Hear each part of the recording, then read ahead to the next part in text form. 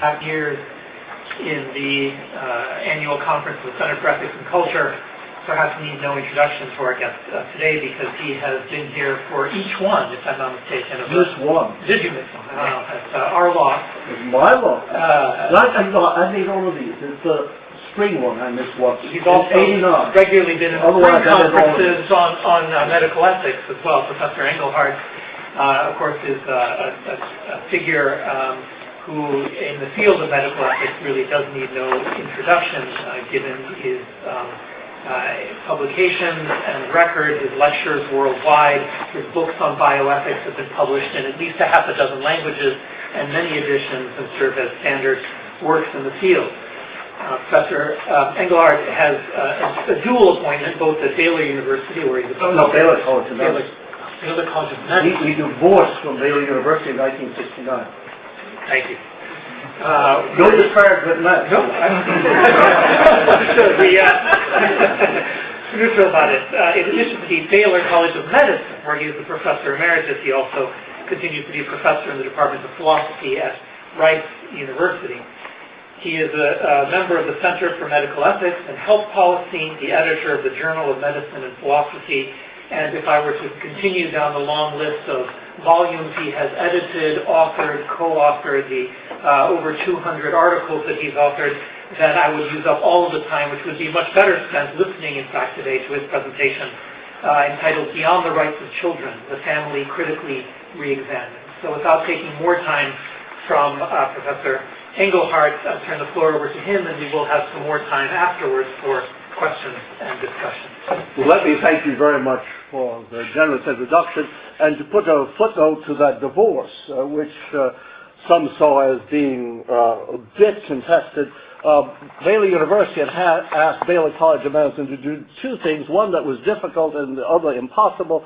One, that we teach all anatomy and biochemistry and biology from the perspective of special creation, and we could have done that. And the other was to make sure that medical students never drank, and we couldn't do that. And at that point, we realized it was time to sever our connection, and we divorced. What I'm going to do today is try to talk to you about the puzzle of what it is to have a family. Now, realize I have no conflicts of interest when something serves my interest. There was a great Texas senator who was told that's a conflict of interest. He said, how could it be a conflict of interest? It's in my interest.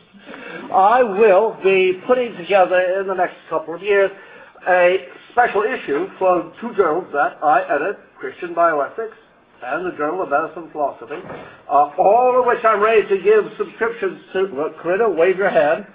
She will give you subscriptions over there. And if you want to buy one for Christian Bioethics, now published through Oxford University Press, you'll get, you do it at once, so that remain in there, at only $45, 10% off, but you'll have to do it. But also I'm looking for people who may want to contribute an article to either the more secular address of the issue of the family in the Journal of Medicine and Philosophy, or the one that is address to Christian issues in Christian bioethics.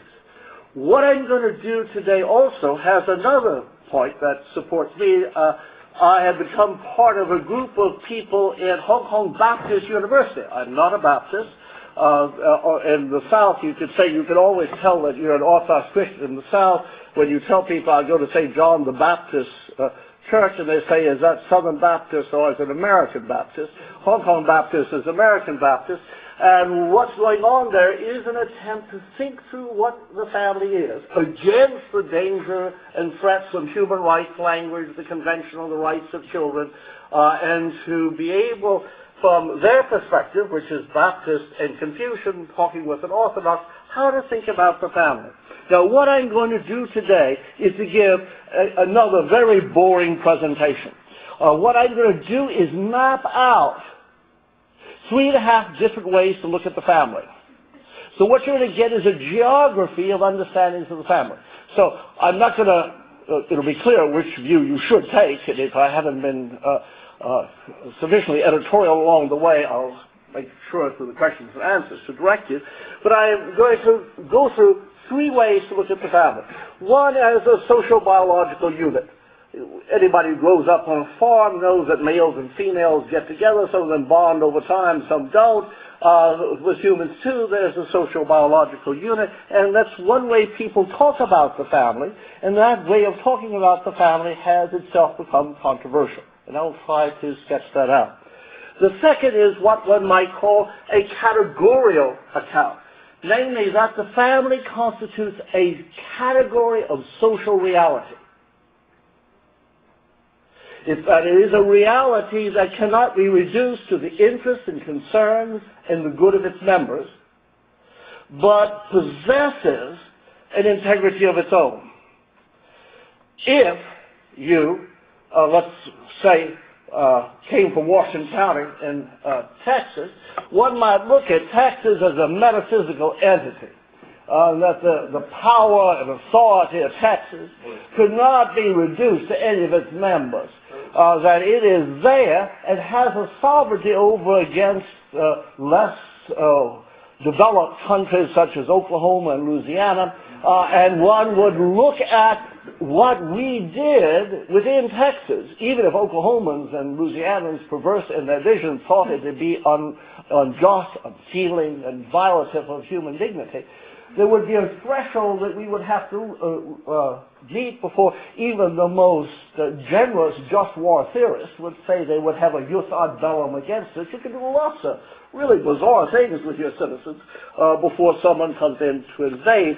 And so there's a sense of the family as a categorical element of social reality. I take it that view exists for Confucians. It truly exists for Orthodox Christians who understand the church as the small family assembled under the headship of the father and the husband who has the authority in the family as Christ in the church, or you might find a similar account in Hegel.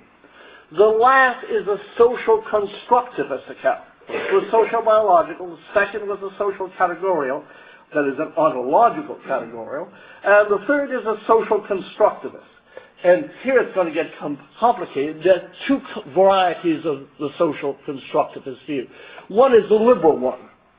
You find it in Dworkin and Gutman and Rawls. It's the idea that there are normative obligations to liberty and equality which should be appealed to in constructing how the family should be.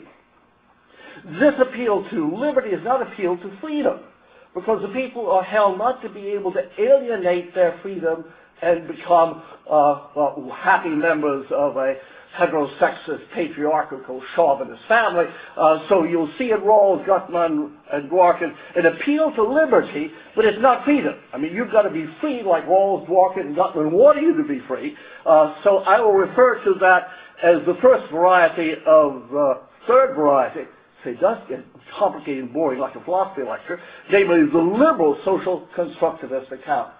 The second variety, the third variety, the social constructivist account, is a libertarian account. There's an appeal to freedom. People can sell themselves into slavery. You should be well advised to sell yourself into good slavery. If you've ever gone to an Orthodox church, you'll see the icon of the resurrection of Christ, because the resurrection is a core part of Christianity, and you'll see Adam and Eve, you'll see Christ reaching down, and he's not shaking hands with them, he's grabbing them like this, which is the old symbol, I make you a slave. So here you freely, to be redeemed, become a slave of Christ.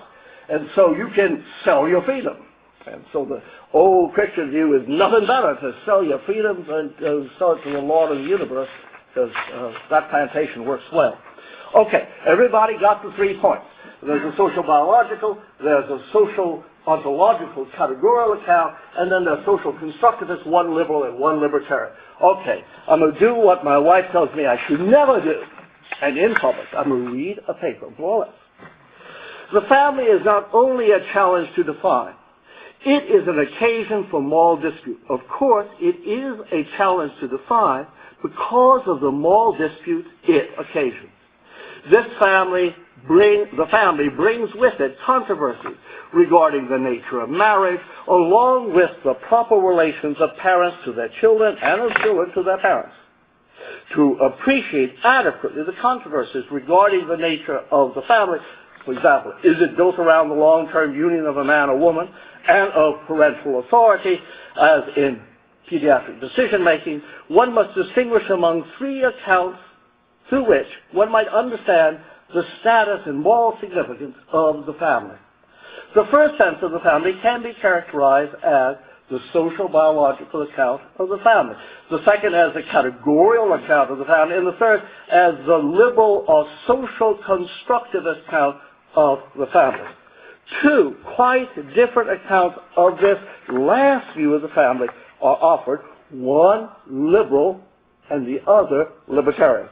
Each sense of the family brings with it a different appreciation of the basis of the family and of family integrity, authority, and appropriate concerns about such matters as the independence of children and the rights of parents to chastise children. First, there is the family considered as a social biological unit, constituted around the long-term sexual, reproductive, and social union of a man and a woman who accept responsibility for their children, and perhaps even for their parents, and their parents for them, thus increasing the inclusive fitness and overall success of the family. The family in this sense, whether regarded as a natural category or alternatively as a useful classificatory fiction, allows the recognition of a tie between social biological phenomena, the sexual, social, and reproductive pairing of men and women, and the realization of certain human goods, the raising of children and the non-abandonment of parents. This form of the family, which is widely accepted as normative, presupposes particular moral and non-moral values, as with regard to the normative character of the heterosexual bond of men and women. Indeed, even to affirm the worth of inclusive reproductive fitness is to endorse particular values or goods as morally compelling, such as the value of the long-term survival of the species and how best to achieve it and to what goals. Even such endorsements are not without moral and political controversy. In any event, this social biological account of the family structure, with its grounding in a heterosexual unit, has been marked by increasing political, cultural, and morally based controversies because it collides with the emerging post-traditional cultural acceptance of, if not affirmation of, the competing normative accounts of family as a social unit constituted of single mothers as well as single fathers and their children, as well as of homosexual couples with children either adopted or produced through third-party assisted reproduction. To regard the heterosexual bond of males and females as normative is, by implication, to regard other family structures as defective. The family as a social biological structure is a matter that is a result of significant moral and political controversy. The second and traditional understanding of the family is taken to be a normative, the family is taken to be a normative category of social reality, a normative form of social being. In such ontological accounts, families have or have and possess a moral and ontological unity, so that the best interest and authority of families cannot be reduced to the best interest of the family members without loss of meaning. Now that's really important because, as all of you know, I oppose human rights and support the rights of Englishmen. The human rights language, as in the International Convention of the Rights of Children, would reduce all authority of parents to pursuing the best interests of their children, and that they have no residual authority simply to determine what those interests are, or to use their children in ways that may not be to their best interests. Imagine somebody taking their family, the small children, out of Texas to Oklahoma in order to work in the oil industry there. Obviously not in the best interest of the children, but for the financial advancement of the family. The family sustains a domain of interaction that has a character and standing of its own. Families in this account are social units that possess at least a limited autonomy as well as authority over its members. As such, they have at least limited authority against the state and its compelling claims regarding the best interests of individual family members, thus establishing a burden of proof for those who would veto or override family decisions. Though through this account of the family as a social biological fact of the matter is further interpreted or appreciated as a social ontological category in which the members are related within a nexus of status obligations, which obligations are a matter for discovery, not creation. That may have gone fast. Remember, the social biological account, it's a fact out there in the world. The question is how to look at it beyond the norms that already carries with it. And one is to look at it through the lens of a social category. So you say, yeah, I see it, but you don't fully understand the social biological cluster of phenomena, so you see it as this unity. And so if you're looking at things from that perspective, you have quite different answers to moral problems than people like Kant does.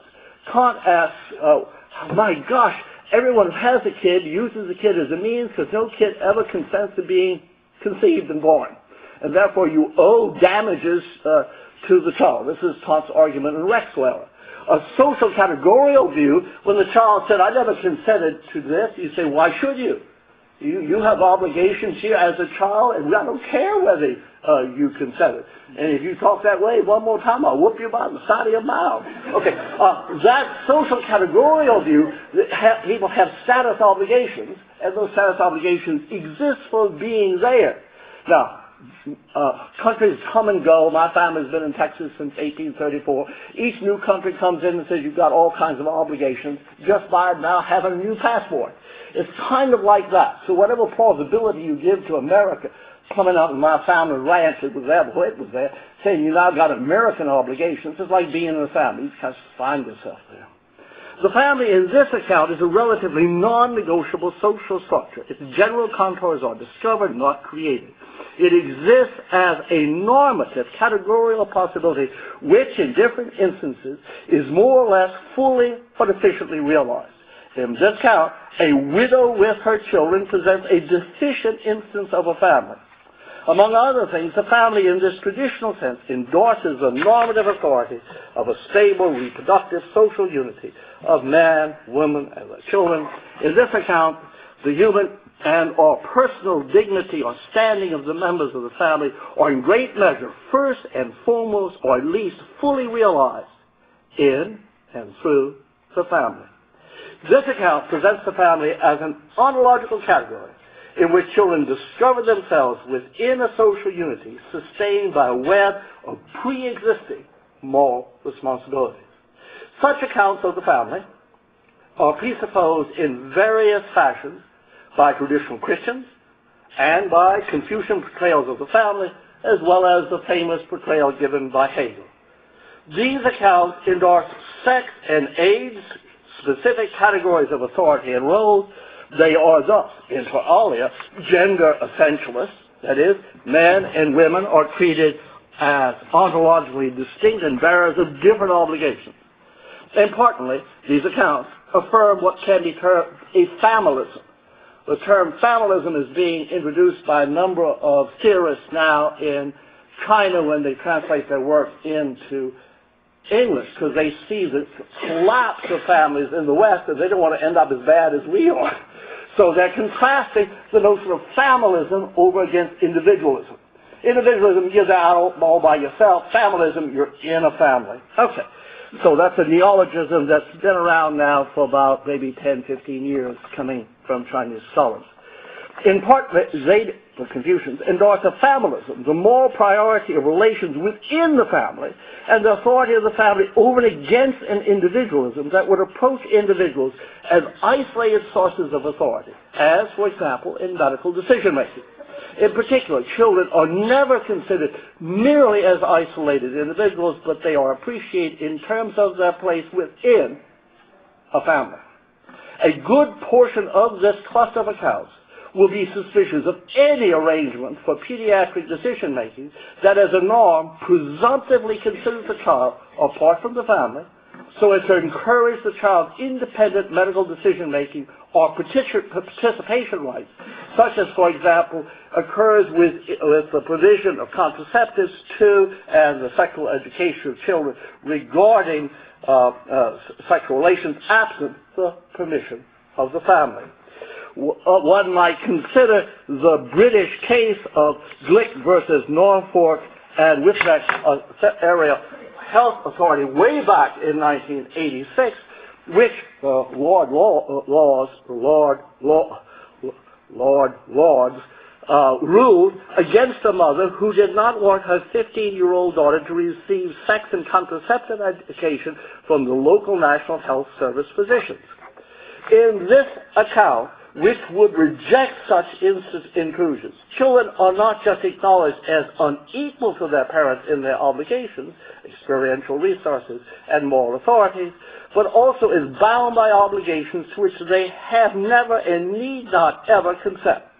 In addition, intrafamilial obligations tend to be status obligations that are usually not defeated by an absence of affection binding parent and child or by the presence of discord between child and parent. The obligations of children include having to strive to develop appropriate feelings and habits of affection and filial piety. In terms of this account of the family as possessing a sui generis integrity and authority, one can appreciate why traditional families claim a prima facie authority over their members, such that the state should show adequate grounds when seeking to interfere in decisions primarily and directly involving only family members.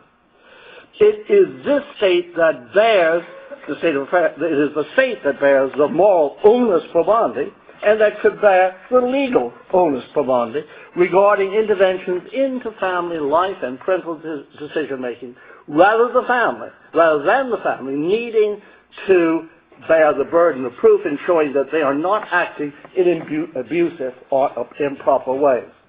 The stronger the sense of family integrity, the more morally offensive will be intrusions by child advocates or the state into the intimacy of the family and the authority of parental decision-making.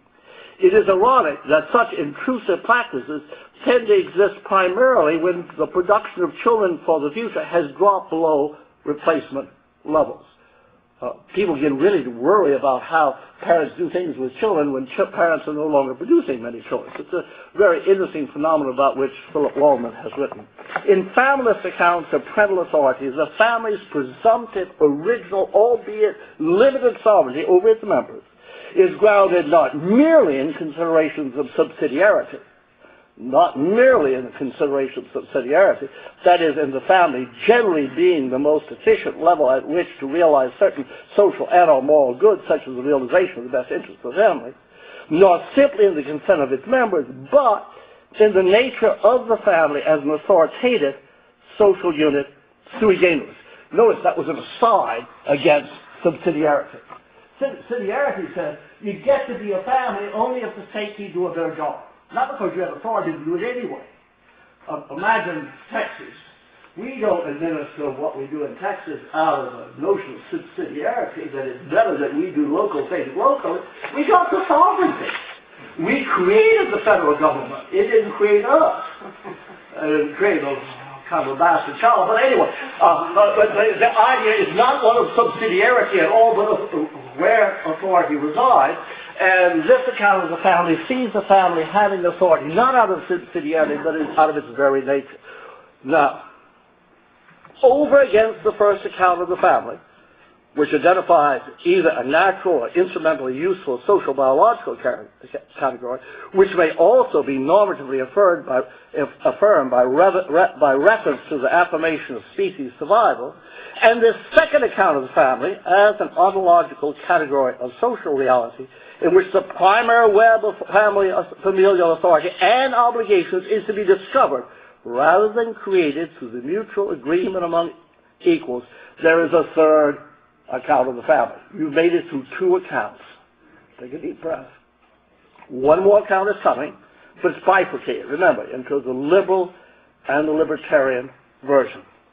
This third sense of the family takes two forms.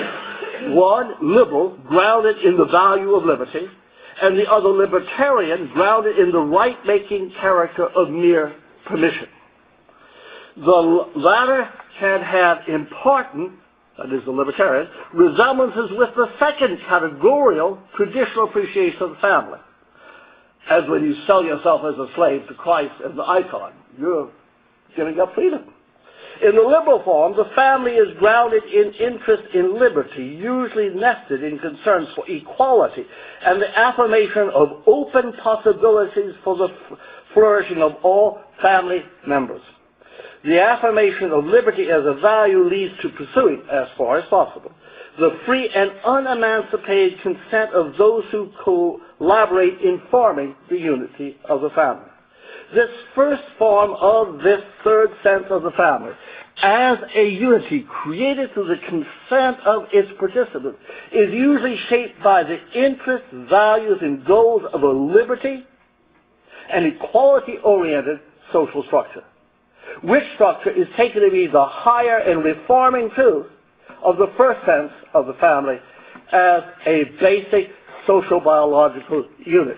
So you can imagine Rawls and others who take a view of liberty as prior and then worry about equality, looking at the family is a mess.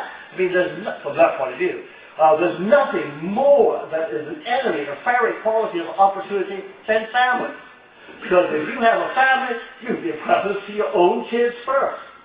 Coming in on Monday from Germany, I took my number 2 daughter and her number 5 son, 4 months old, to the airport, leaving at 5 a.m. I wouldn't do that to anybody else.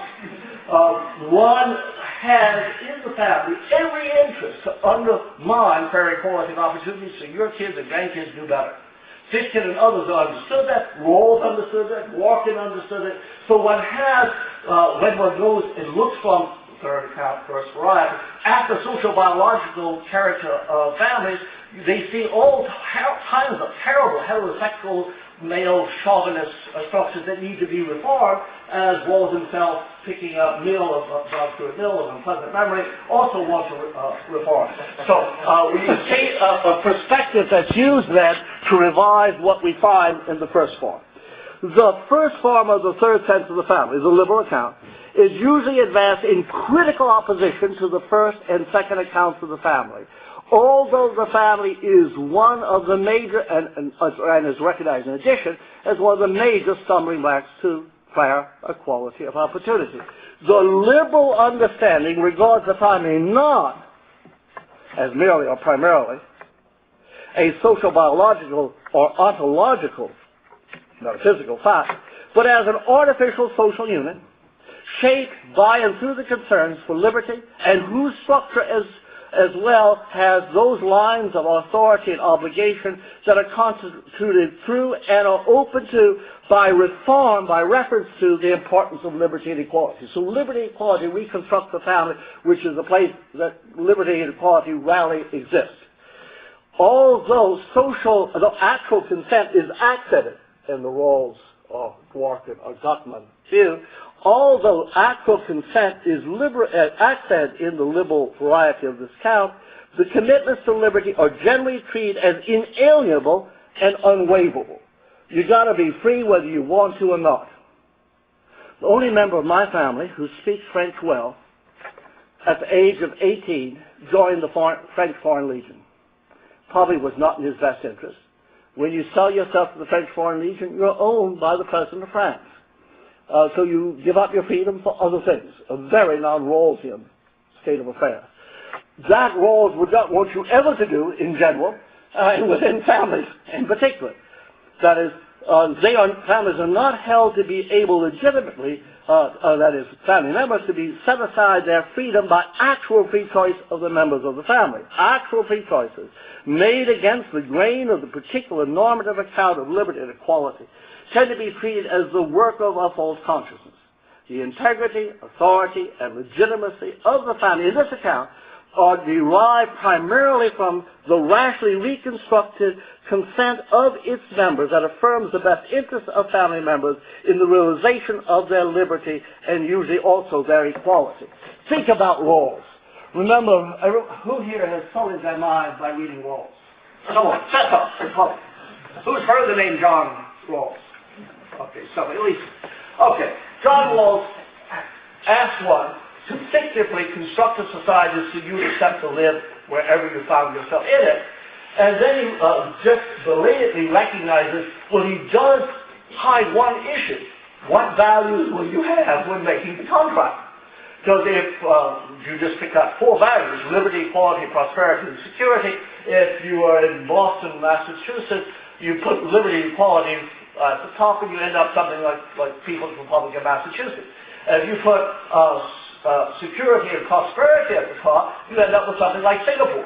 And so all the important questions are begged by Rawls, and one of the important ones, he has a liberty that you're not liberty to eschew. You can't freely give up that freedom. And so everything has to be reconstructed around those backgrounds and theories of good, and that's why in the end he gives up saying that he's providing a moral account, but just a political account. This view of the family appreciates the child, that is, the liberal view.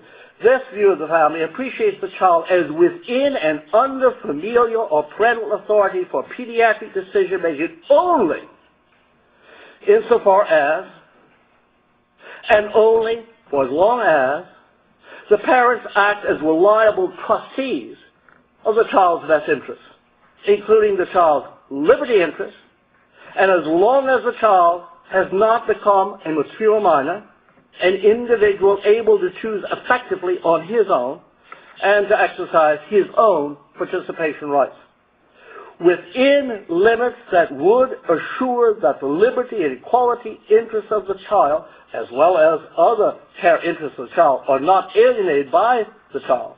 It is the mature minor who is to be regarded as in authority to be the judge of his own interests in general and pediatric decisions in particular.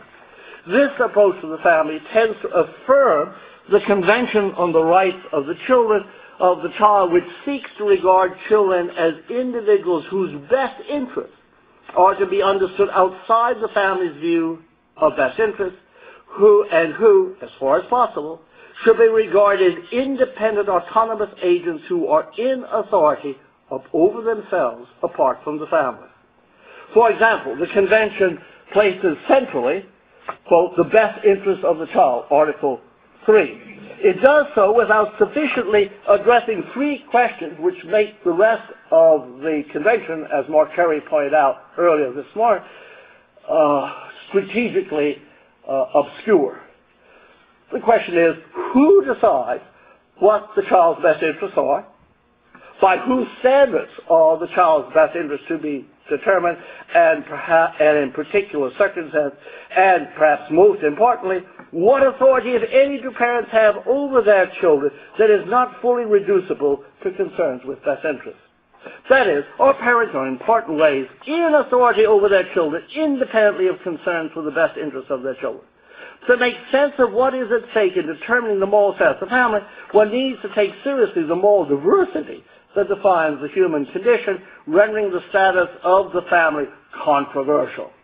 To begin with, parents usually affirm the best interests of their children, but often engage standards of those best interests that are at odds with the general society.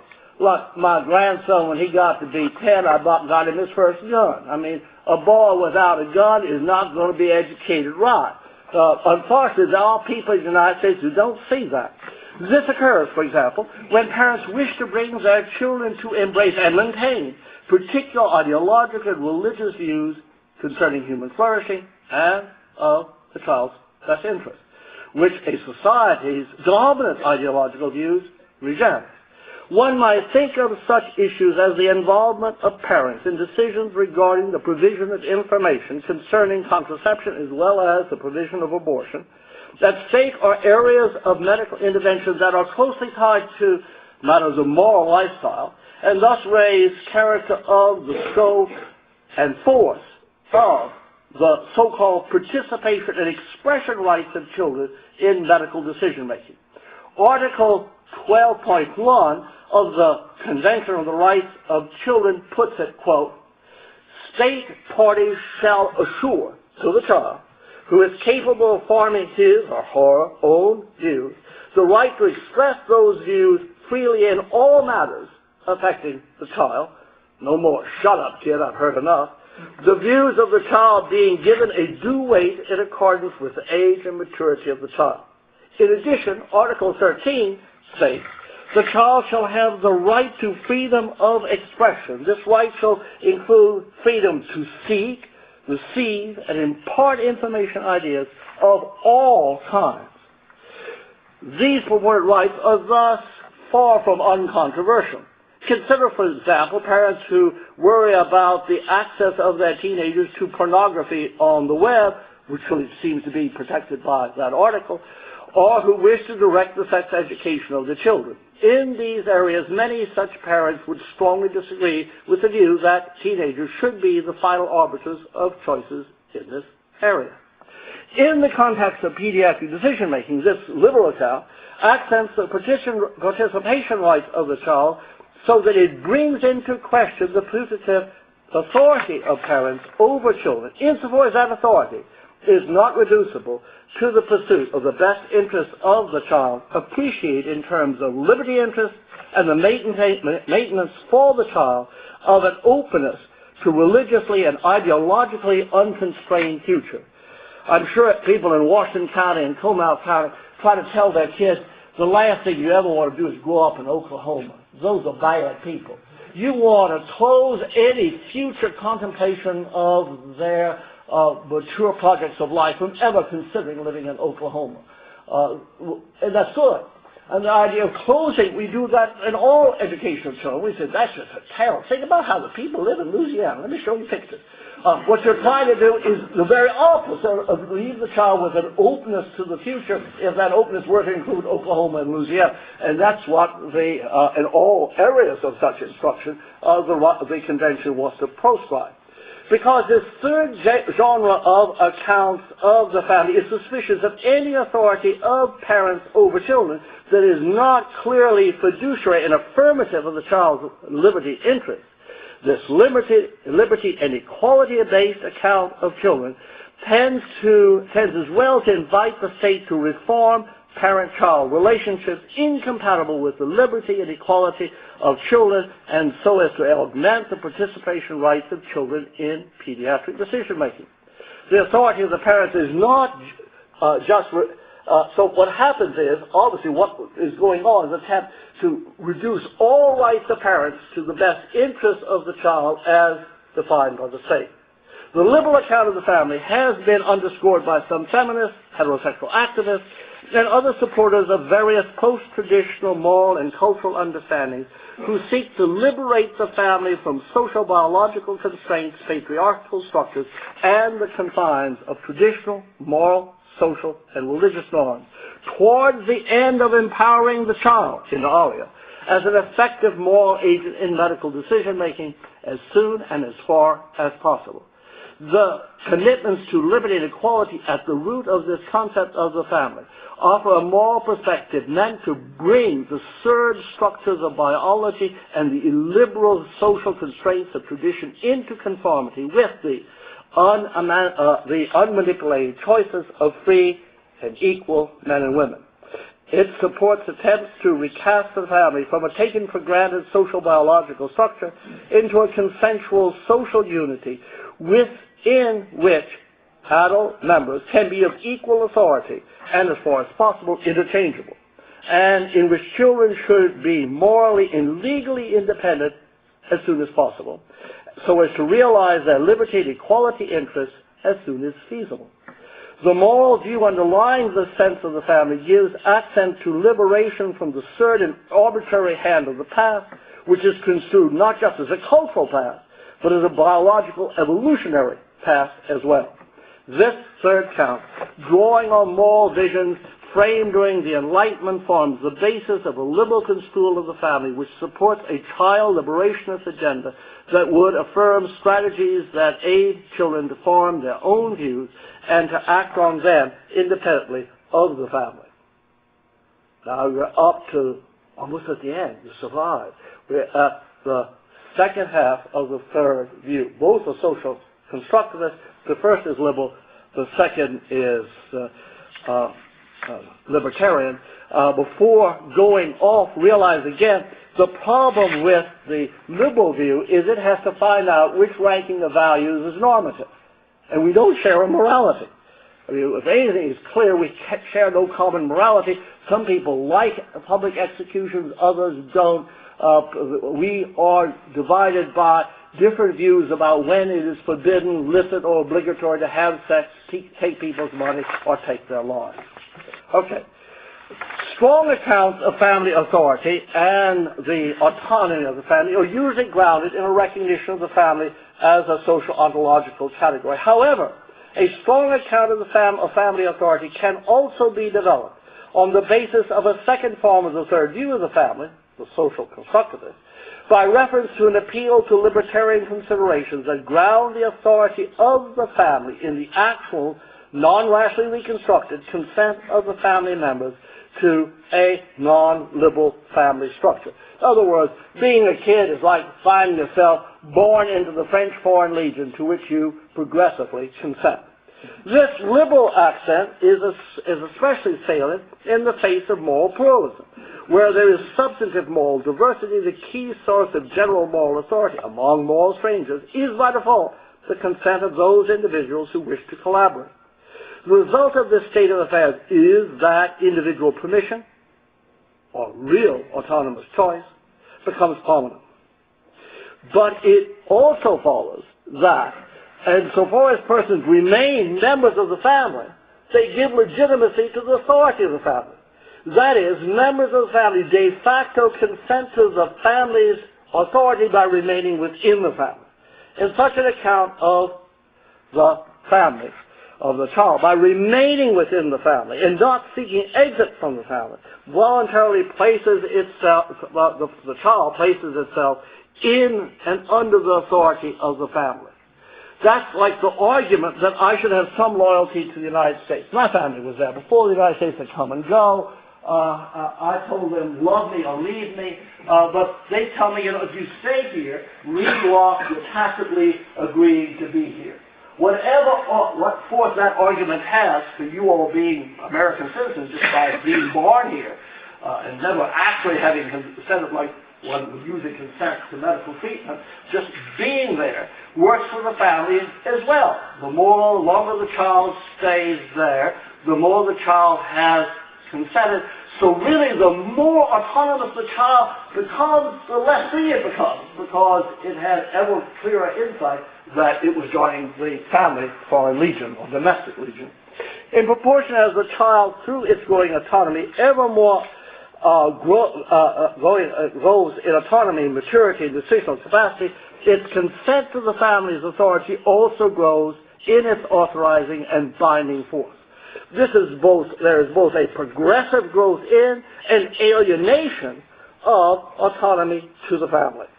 In addition, the authority of the family as a web of face-to-face relationships is usually more amply legitimated in most matters through tacit consent than is the authority of the state over its citizens, from which such intimate consent rarely ever exists.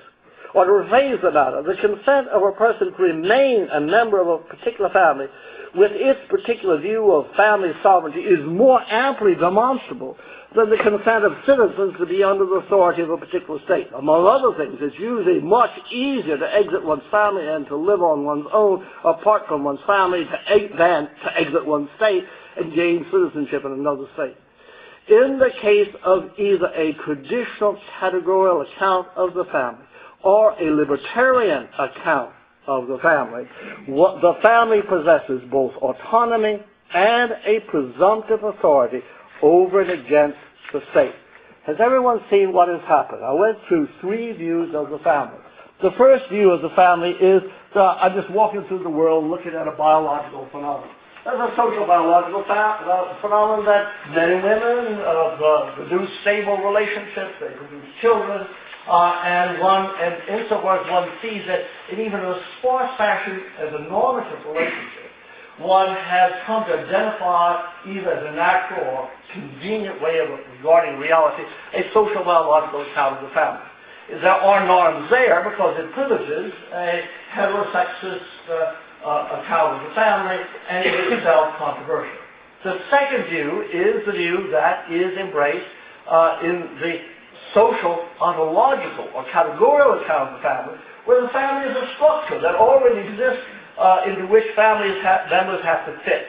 That view exists in Confucius, that exists in Hegel, and it's in the traditional Christian view of the father and husband having the authority over the family that Christ has over the church. Hence the reason that the church fathers referred to the family as a small church, where the father and husband exercise that authority given by that Christ has over the church. Okay. So the second, and so what one finds out, the first is a natural phenomenon. The second is a category of reality that would be justified in different accounts, Confucian, Hegelian, Christian. The third is a social constructivist account, that in one way or the other, one looks at that reality out there, the social biological account of the family, and then says, I will see it and understand it from a philosophical point which will reconstruct it. One is the Rawlsian reconstruction that tries to do it from some thin theory of the good, taken arbitrarily to be normative, in terms of which then family structures are reformed, and which you're not free to be free as you ought to be free, you have to be free as you ought to be free, embracing the thin theory, versus a libertarian account where you see families gain authority from their children not exiting. The more they become free, the more they're taken to have alienated their autonomy. Where does this all lead us? Insofar as society generally de facto accepts the family authority over children, even in the face of the child's capacity to make mature decisions, it favors a second view of the family. There is, for example, now a movement in Hong Kong and in China generally to do away with individual consent and replace it with family consent.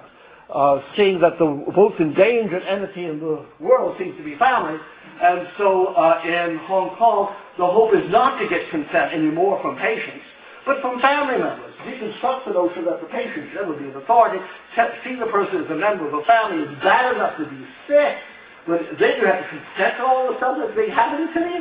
I mean, if you have a intact family, someone in the family will take care of those matters for you, like a lawyer taking care of some intricate filing of papers. There is an attempt to regain that view and really to act against the view being articulated by the rights of the Convention of Children.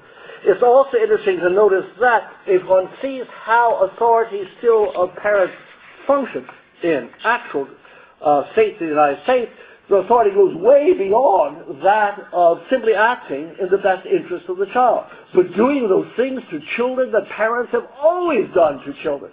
One of the more interesting legal cases recently was Bolt v. Bolt, where, you can tell already, Bolt v. Bolt is the lawyer's dream. It's a divorced couple suing each other, where Bolt, the male, had two things happen. One, he became an Orthodox Jew, and two, he got custody of their child. And then he wanted to have the child circumcised. The woman said, can't do that. I mean, that violates the rights of the Convention of Children. One of the movements now taking place in Europe is to do Hanukkah one more time, that is, forbid Jews from circumcising their children. That went to the Supreme Court, and the Supreme Court of Oregon more or less tacitly says, hey, look, parents have always circumcised their kids from time out of mind. Go away and circumcise your kids. So the issue is, as we go to the family, how we are going to come to terms with all of these divisive views, and it will not be easy. We do not share one view of the family, because we do not share one morality. If one means by a morality a generally coherent set of subtle judgments about what it is to act rightly, about the good that we should pursue, about what it means to be virtuous, about what it means to have an exemplary character, and the significance of the family and its authority in pediatric decision-making. Without being arbitrary, without already begging the question through endorsing at the outset one particular vision, with its particular basic premises and rules of evidence, one cannot justify one particular ranking of values over others, including one account of liberty over particular non-liberty-oriented accounts of human flourishing and their implications for the family. All accounts of morality, along with all normative accounts of the family, require endorsing a view from a particular somewhere. Hence the plurality of moral visions and accounts of the family we confront. Moralities are different when they sustain incompatible views about the cardinal elements of human life, such as when it's obligatory, permitted, or forbidden to take life, have sex, redistribute property, and or respect the authority of parents or of children. Moralities also differ from one another in terms of foundational disagreements regarding such issues as the moral probity of abortion, homosexual acts, social welfare state, capital punishment, physician-assisted suicide, and the proper character of pediatric decision-making. Foundational and moral and metaphysical diversity constitutes an impediment to discovering a global bioethics and a single account of proper pediatric decision-making. The moral and metaphysical diversity we face cannot be set aside by sound rational argument. Morality is irreducibly plural, as are the views of the moral significance and of authority of the family. As one would expect across the world, one finds different views of the family because there is a plurality of understandings of the appropriate ranking of cardinal values and right-making conditions, as well as different understandings of key issues, such as the nature and the status of the family. As I remarked, there's a growing Confucian bioethical literature that reflects a Confucian moral morality that demonstrates this diversity by affirming the family as the usual source of authority for medical decision-making and by seeking to replace individual consent with family consent. The deepest of all gulfs, though, in these moral and cultural wars is between those who know God exists and the light of this knowledge appreciates the family as an understanding of reality as coming and set within a reality coming from God's creative act and ultimately going to his purposes, versus those who approach reality as if it came from nowhere, was going to nowhere, and for no discernible purpose. Moreover, those who know that God exists and that Christ is his only begotten Son, the Messiah of Israel, will have a quite different and more long-range view of human flourishing than those who ignore the circumstance. An observant Orthodox Christian and a post-traditional secular liberal, for example, do not share the same morality or the same view of the role of the family in pediatric decision-making. The bioethics of pediatric decision-making will need to confront the moral pluralism that shapes the character of all serious contemporary moral reflections. Thank you very much for your patience.